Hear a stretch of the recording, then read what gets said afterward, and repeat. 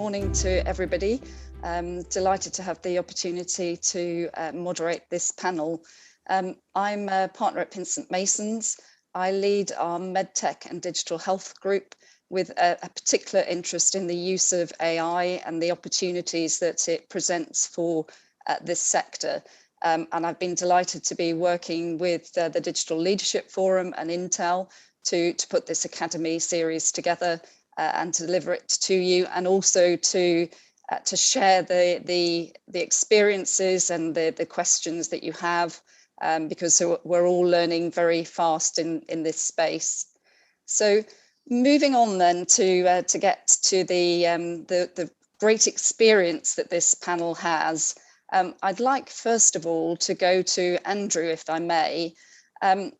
Based on the work that you've been doing with Accenture, I think people today will be really interested to know to what extent today is AI really being used and applied to benefit across healthcare. And could you therefore share, I know you've been involved in some real world, real life, examples that are really meaningful. So Andrew, if I could turn to you first to talk us through those. Morning, Cerys, and super question. So look, I think the whole AI space is really exciting, and I in my mindset I have it from the point of view of enabling humans to do more as opposed to replacing humans. And in the life science space, in the healthcare space, the things I'm seeing firsthand is, so many of you are probably aware of the Roche tumor board, and the tumor board in essence is a piece of artificial intelligence that takes data sets from around the world around cancer and cancer treatments, and effectively it brings all that data together. So when oncologists are making decisions around the care pathway for a patient, instead of them being limited to their immediate network or their own experience in terms of patients they've treated, they now have the potential to have, an endless supply of data sets that can factually tell you for this variant of cancer what the most effective care pathway, treatment, and so on can be. And this is scaling up at the moment. It's a real thing. It's happening. It's got a lot of investment and actually collaboration outside of life science with life science to make it happen. But you can imagine, if a large proportion of the cancer treatments patients receive is reasonably generic and not specific enough. If artificial intelligence allows us to really bring the whole world together into the room to understand that patient's specific needs and factually the best way of treating the patient, it gives the physicians some great data points to really then decide what the best thing to do for the patient might be. And the result is better patient outcome, better use of the physician's time, better use of the hospital time. And of course, we all know when someone's suffering through cancer, the people around those people are suffering as well. So it has such a huge impact. And that's just one great example. And it really is, AI working with the physician to make that happen. Other good examples would be, we're all aware of the world of pharmacovigilance. So when something happens with the drug and there's a commentary or a report on it, we need to investigate its reality. Today, medics around the world are caught up in actually reviewing those commentaries and reports. Using artificial intelligence properly, actually, we can sift through those reports at breakneck speed, and we can actually focus the medics on the reports that really warrant attention, so they can actually use their time more purposefully. So it makes it more engaging and has better impact. And actually, if you think about all the different channels in which someone could raise a PV issue, we need to have a smarter way of doing it, and AI represents that opportunity. Other examples of it would be, if you look at things like, Glaxo has experimented with artificial intelligence for demand planning across their portfolio. So if you think about, drugs today, a lot of our clients hold huge inventories of drugs because they're worried about actually running out and not having enough supply. That was fine when drugs were cheap to produce, but as we go into biologics, as we go into multi-molecule drugs, these are expensive to make, they're expensive to retain, and actually in a world that wants more efficiency, more effectiveness, and less waste, AI helping with the demand planning so we have the right quantity to help the patient where it's needed, when it's needed, is fantastic. There are so many examples, and it's all real, and it's all happening today. Thank you, Andrew. That's really fascinating to have those very specific examples. In the work that you're doing, are you finding that there's resistance to the change, resistance to the use specifically of AI because of a sense of distrust? No, in fact, we're finding the opposite. What we're finding is there's an expectation around AI, and everyone wants AI faster. So a lot of the time when we're building this stuff, the thoughts around whether you call it AI or robotics or other things, people are thinking, well, let's stand it up quickly. And what we're finding is that you need to have structure and governance around how you build this stuff, and really manage the expectations around the pace of what you're building, and what AI really is. At the end of the day, AI is all about it's basically its processing power, it's algorithms, it's logic written by humans to execute, and it's affordable now because we've got such great processing power. And what we're finding with a lot of our clients is they want lots of it, and they want it faster than they're currently getting it. So setting all that stuff up, putting the right governance around it so it can be there is more the challenge than anything else. There's very little reluctance around it. And I think a lot of people think, ignoring AI would be like ignoring the advent of the smartphone or the computer or the things. It's just nonsensical. So the thing to do is to embrace it and move it forward. But in every incident, what I'm saying is, AI to take processes that are suboptimal, to take processes that aren't sustainable, and actually to enable people to do more, which is a really, really important point here. It's, we can get more out of our doctors, we can get more out of our physicians. If we think about the COVID environment we've just gone through, a lot of it was around the healthcare system as it currently stands, is struggling to cope with the age and scale of our population. We need to think differently. And using, AI smartly and responsibly is going to enable us to do more. It's going to increase our capacity to do more. And I think that's the focus of most people as they look at these things. Yeah, absolutely. I had a very powerful comment from a senior doctor in London at a panel session recently, where he was saying all of the concerns about lack of human control by the use of AI. And he was saying, for him, it actually gives the clinicians, the doctors, the scientists better control.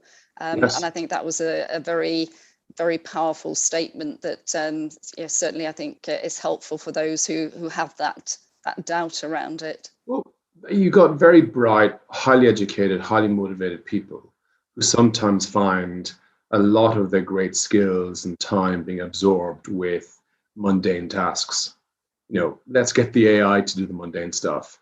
Let's get the AI to actually help us focus on where we can really, really add value and make a difference. And I think that's the power and the exciting part of all of this. And do you think there are any challenges around training the actual users, again, going back, I suppose, specifically to the clinicians in using these tools? To be honest, it's not something I've worried about or thought about too much. I think it really is about, one, it's amazing how many physicians don't have any tools or very simple, or they've got very basic tools at their disposal. So there's an education around that. There's an education around enabling the interaction that they need to have, and actually getting them to trust in some of the data sets they're getting them to believe in the accuracy of what's there.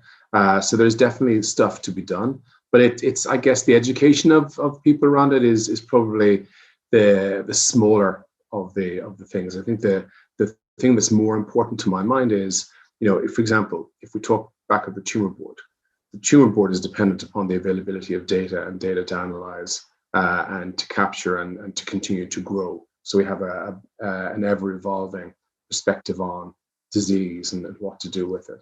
I think getting more and more data sets together to enable that will make a big difference. And some geographies are very good with data sets. Other geographies are more fragmented in how they pull that data together. And I actually think, allowing AI, finding a responsible way for that data to be protected, controlled, and used is going to make a big difference to all of this. I think that's probably more the focal point than perhaps just the training of the individuals. Because again, bright people, very can-do in their attitude and style, We just got to give them the tools to enable them to be great, or greater rather. That's really helpful. Thank you. I'm sure we'll come back to that that theme shortly. Konrad, if I could turn to you next, and over the Academy series so far, we've seen and heard about the examples, but with your great experience in dealing with real life AI, and particular the Innovation Accelerator program that you've been involved in, seeing the progress that's being made, can I ask you to look at two issues together, if I may? The first is, what type of innovation do you think is most important for the future in the world of AI?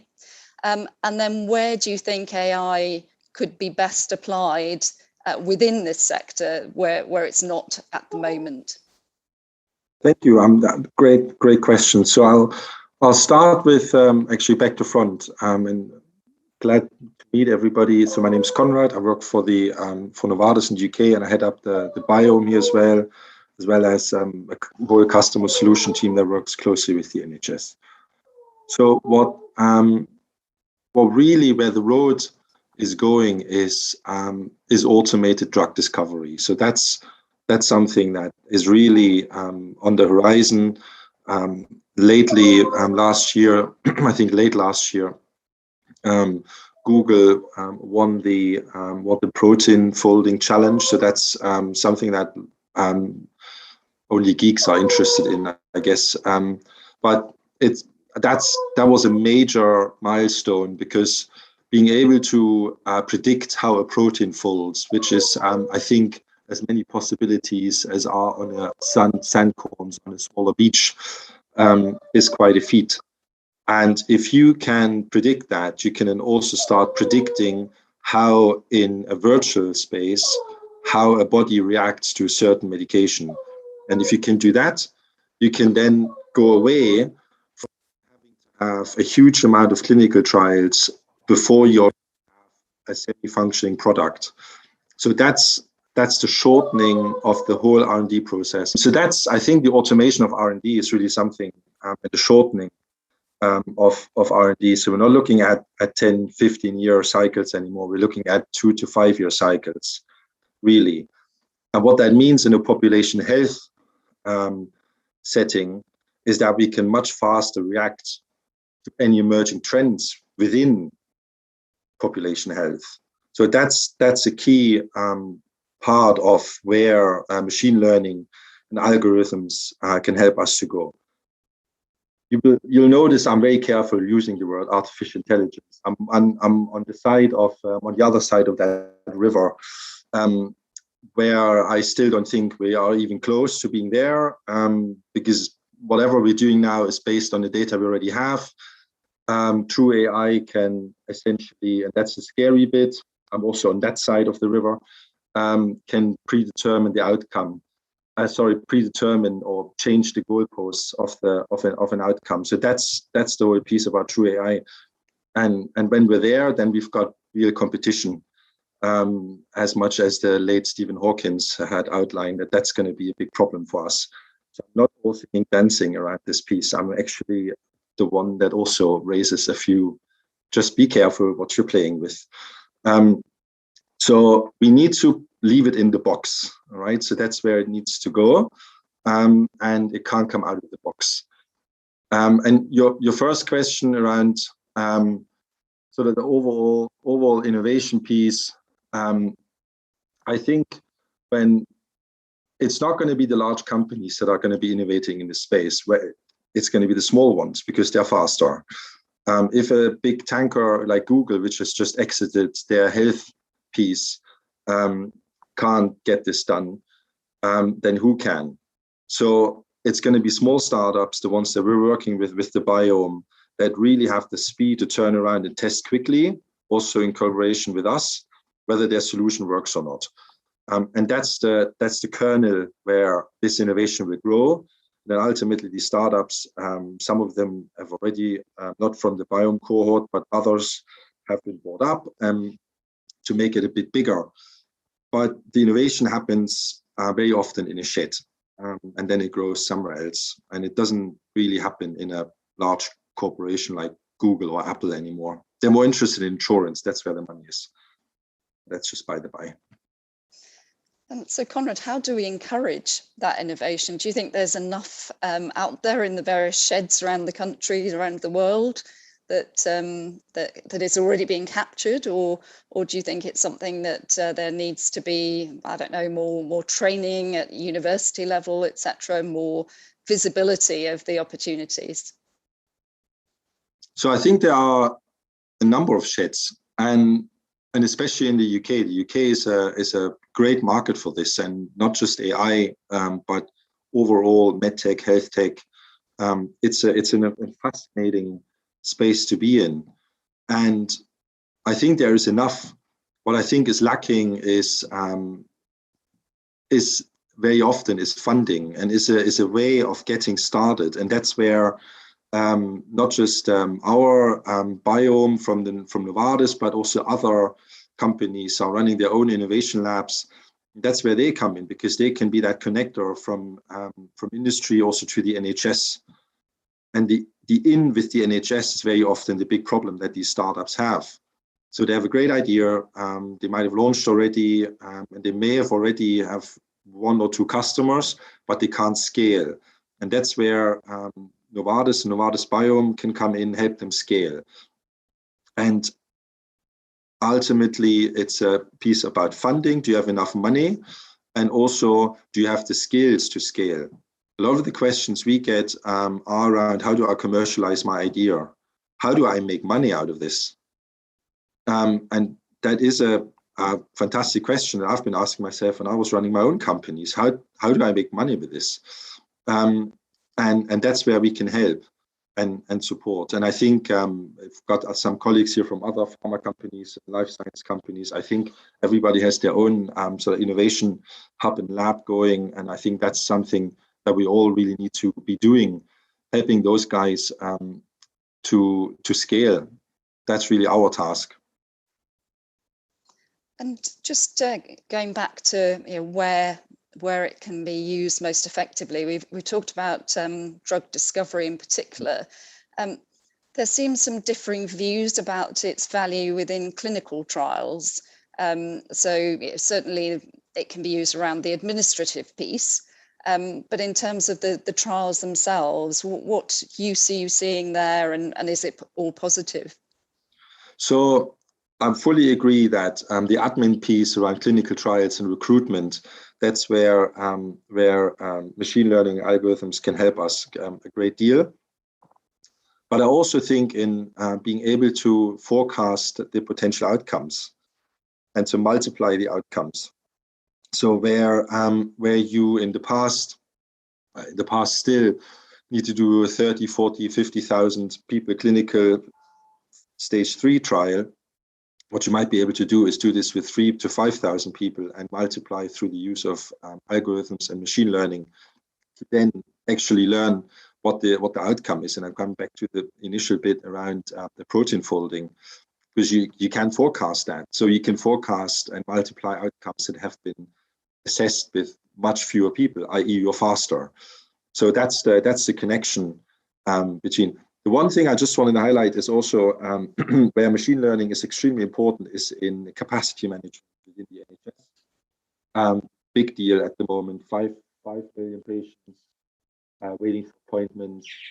And officially, it's 7.5. If it continues next year, it's 15 million. So checking here, probably 15 people here are waiting for an appointment by the end of this year. So and that's a problem. And it's not the NHS's fault, to be clear. It's just a high demand. And that's where machine learning algorithms can help manage that demand with risk stratification and all those other processes. Thank you. That's really helpful. And I know I'll come back to you with some further questions, but perhaps if we could move on to Arup, please. And I know in the work that you're doing, Arup, that you're passionate about achieving health system excellence, as I think everybody on this session today is, but that is your particular passion.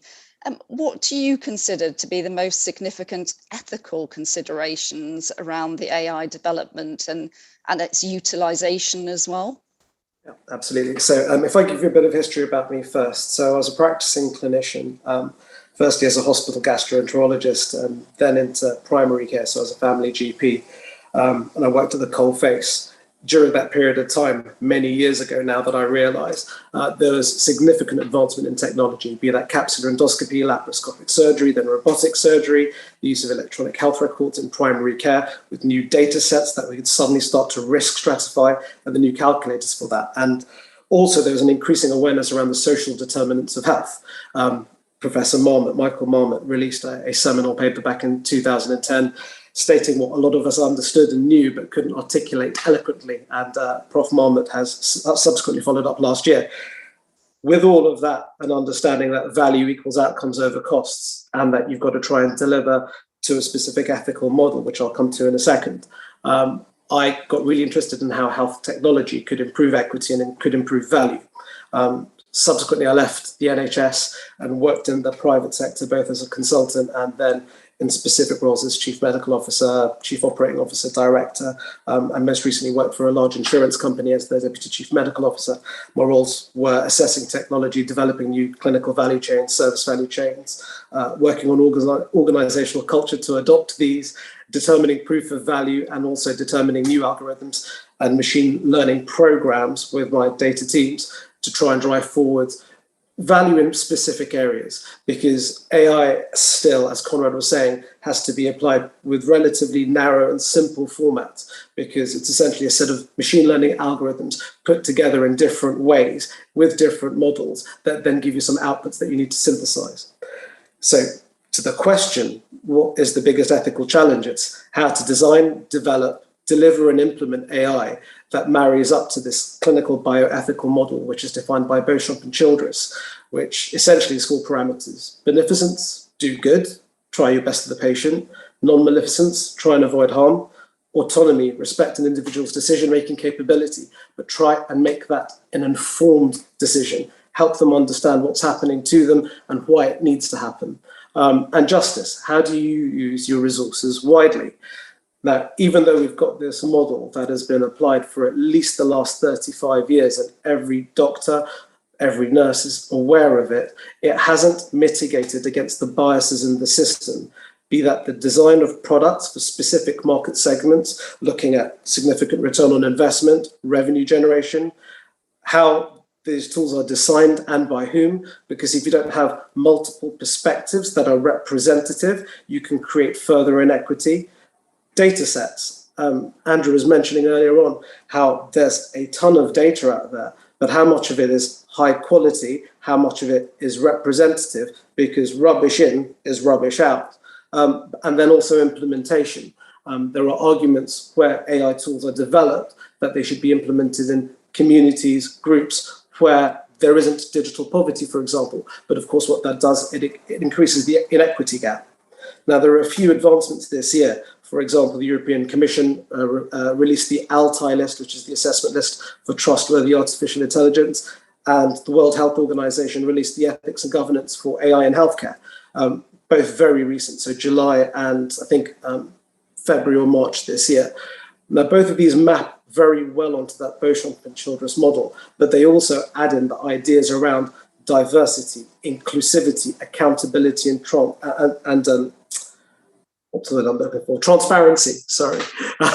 Now, in that context, it's great to have these at high level, but when you think back to what our colleague from Pinsent Masons was talking about in terms of data consent, data protection, consent to actually have your data analyzed and used in the development of these tools, there are lots of gray areas and areas for evolution. So we've got a significant challenge, but with that, a significant opportunity, because we've got to mitigate against the risks, especially for those vulnerable populations that I was touching on earlier upon. And we hear so much about the issue of data bias and the lack of representative data within health. And I think we've touched upon a few of those issues this morning. What do you see are the biggest challenges to deal with the risk of bias, both at the collection of data level, the algorithms themselves, and those people who are working with the data?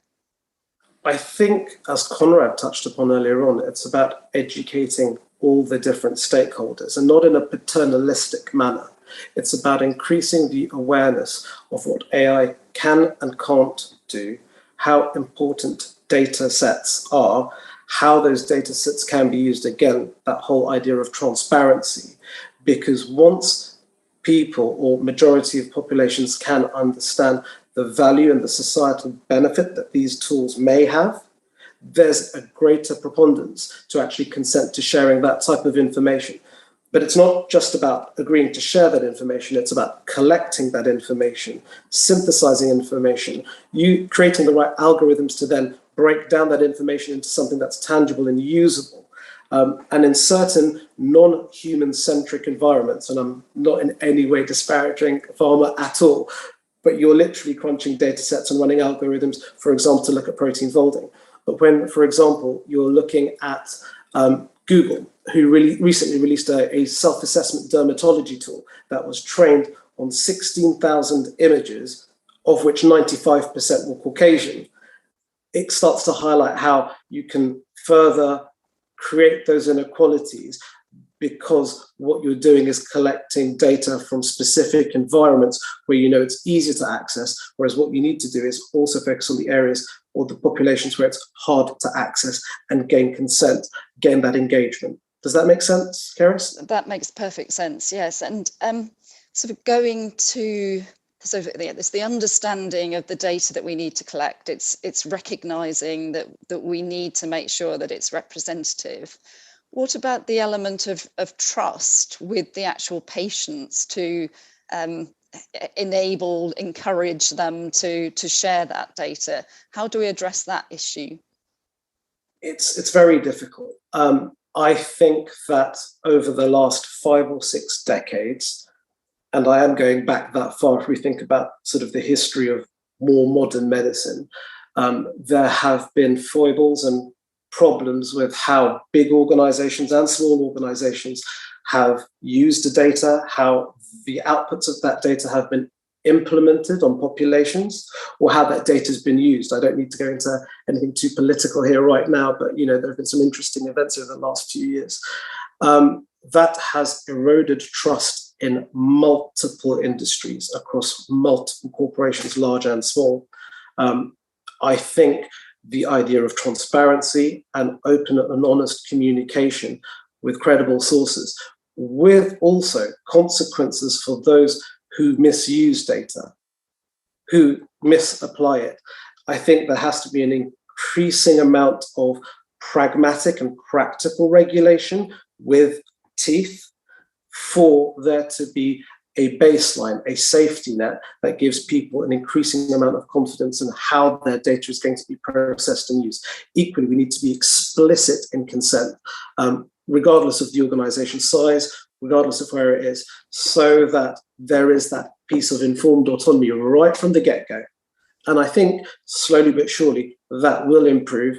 I think as long as companies are seen not to just focus on creating that one parameter of shareholder value or return on investment, but actually apply it to societal benefits so that citizens can understand how they are benefiting from all of that, I think there's a way forward. I think there's going to be a change in the way that business functions. It's not immediate, but over the next 5 to 10 years, I think it's inevitable.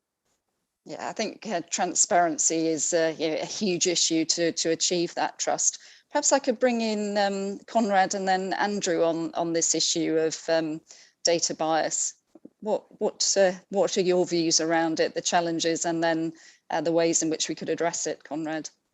So we have to see it in the context of where we live. If I live in a country, and I'm not saying that's the UK, if I live in a country like Finland, where there is, I would argue, 95% or even more is white Caucasian, you would have, you basically look at this data set that you have there and you make your predictions for the people there.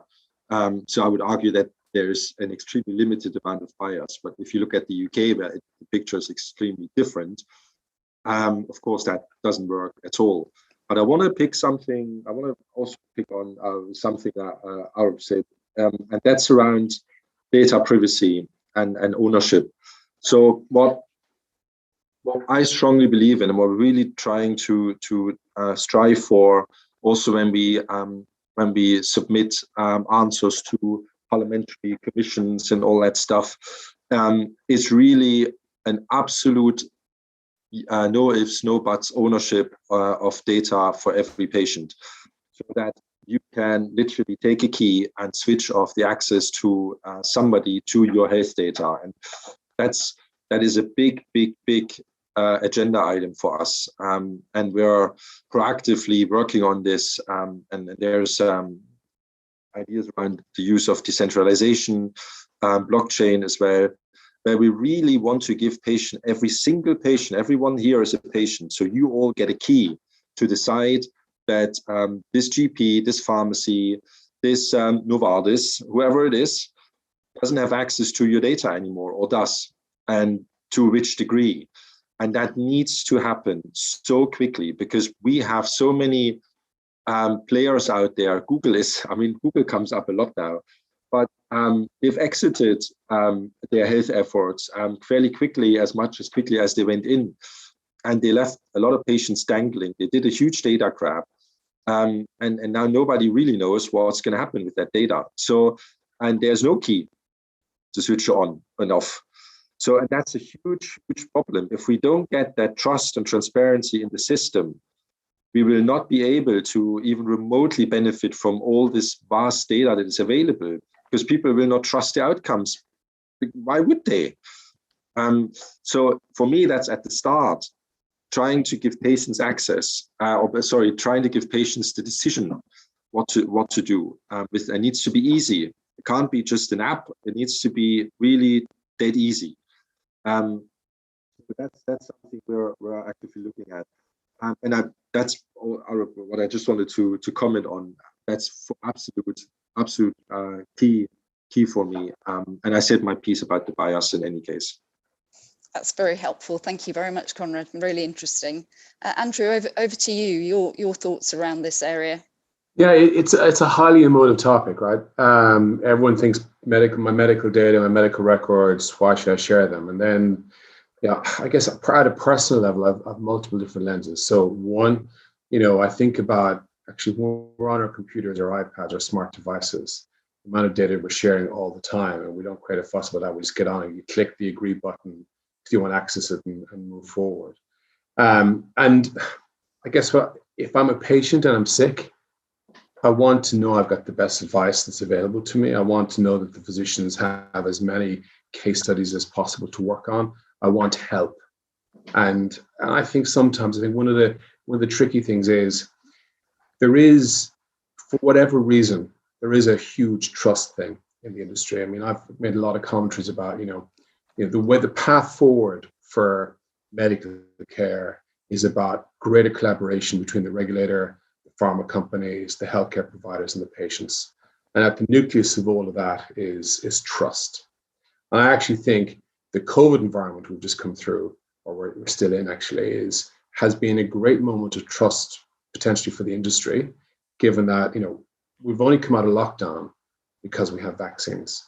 And I think it's an opportunity to actually double down on trust. I mean, the people I work with every day, their intents are pretty clear. I mean, of course, they're running businesses, but actually the intent in terms of, being patient-centric, solving for the patient.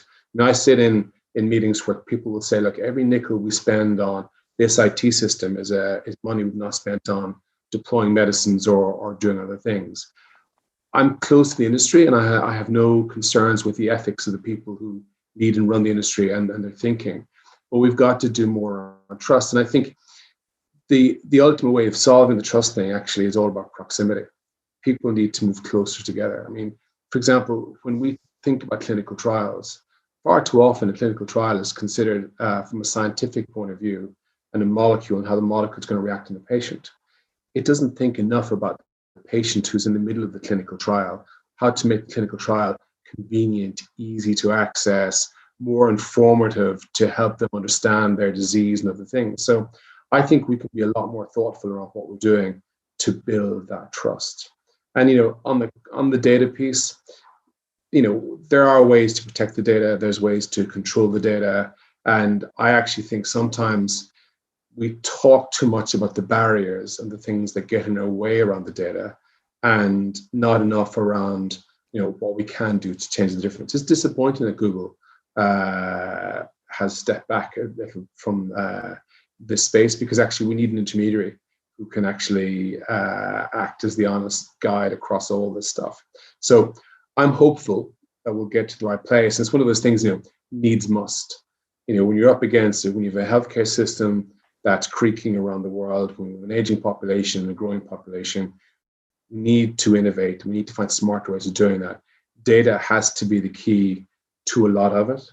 But I think it's data, it's trust, it's collaboration across all the key players that are going to make this work. And fundamentally, if I stand in the shoes of a patient, if I'm sick, I want to know that you've got the best data sets available to you as a doctor to help me get to a better place. And if you have that as a kind of a first principle, I'm sure we can solve for it. But I think we need to think about the art of the possible and get away from some of the blockers. Thank you, Andrew. Some really powerful and helpful comments there.